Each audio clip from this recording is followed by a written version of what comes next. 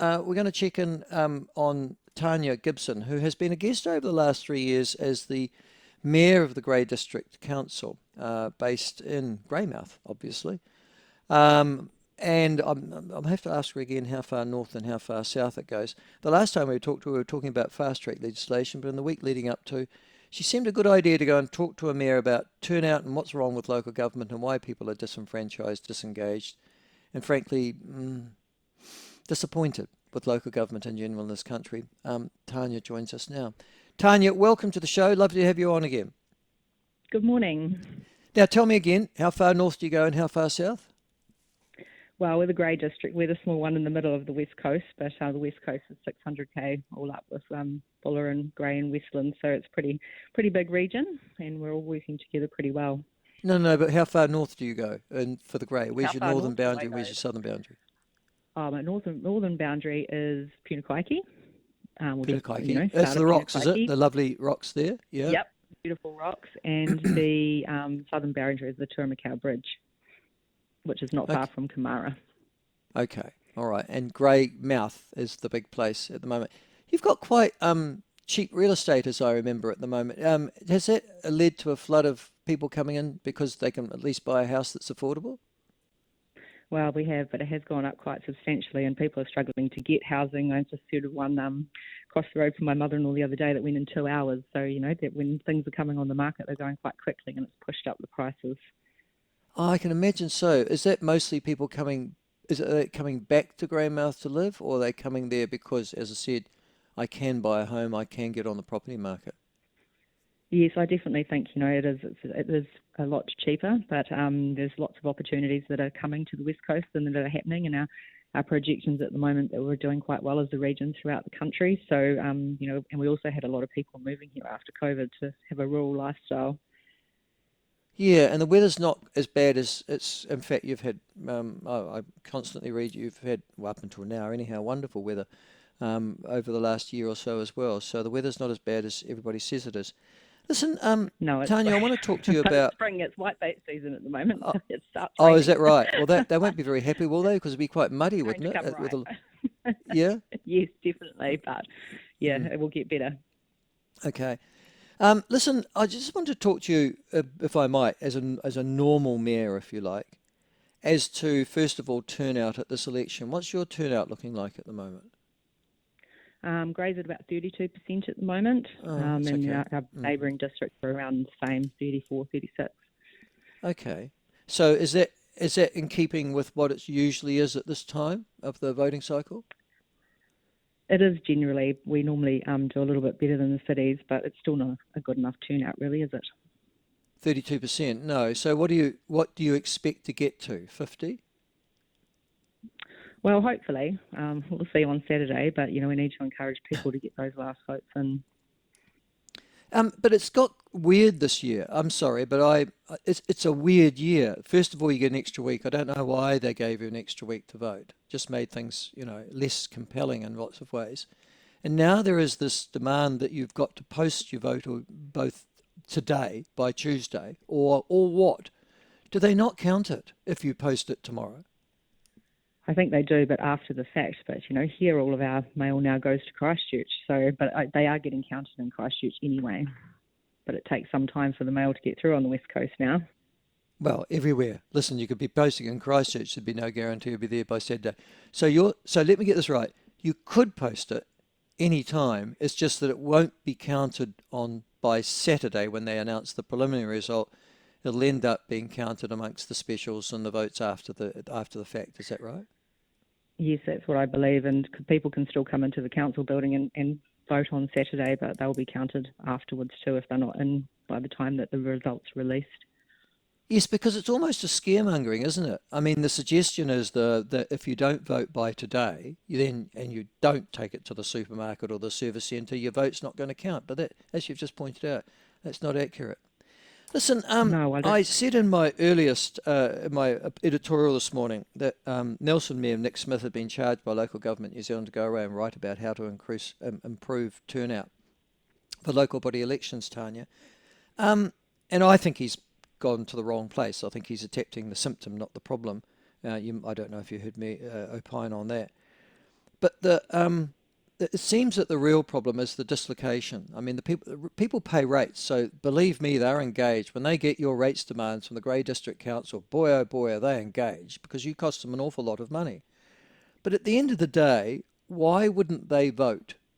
Surely it can't be because it's harder to do so. I don't believe so. We already have 3 councillors that are in, and I only have one person contesting me who doesn't live in the district and is running in 5 other places. But seen a lot of comments of the lack of choice. Not people aren't standing up. The roles are becoming so challenging. I believe that less and less people are going to run for local government, and I believe a lot of the people that are running don't understand exactly what happens when they get in. As you would probably know, it's a whole different ballgame. Yeah, listen, I've seen that on the council. I've just opined about this is the worst quality of candidates I've ever seen in local government in my life. This is throughout the country. The kind of people that are standing, frankly, I wouldn't elect them to a school board of trustees or my local tennis committee, but here they are standing for council. Why are there so few decent people standing for local government? Well, I think for a start here, I mean, we've had, threats and, it's a terrible narrative that we're seeing on social media and, people being threatened, the buildings getting threatened. There's a lot of people that have pulled out of the race and campaigns that we've read around the country that have been threatened and just said, we're not doing this. And, I know that a lot of my councillors that even put their name forward this time and the behaviours that we've seen have really sort of thought twice about what they're doing. What sort of threats are we talking about? We had assassination threats, waterboarding threats, threats to the council building, all that kind of thing. We had to go to the police. We haven't even, as I say, had a big campaign trail with the lack of people standing, but a lot of people just see those behaviours and think, why would you be putting up with that?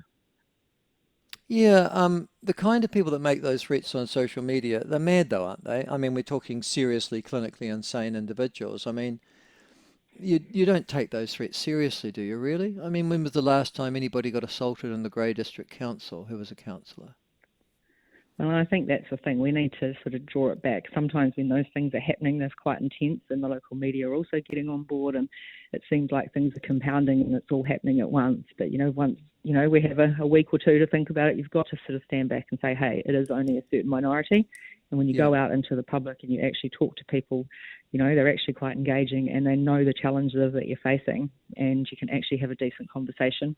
And a lot of those people I also invite to come and see me and they certainly don't want to sit down and have a chat, that's for sure. They just want to hear what they do They on just social want to media. vent. Yeah.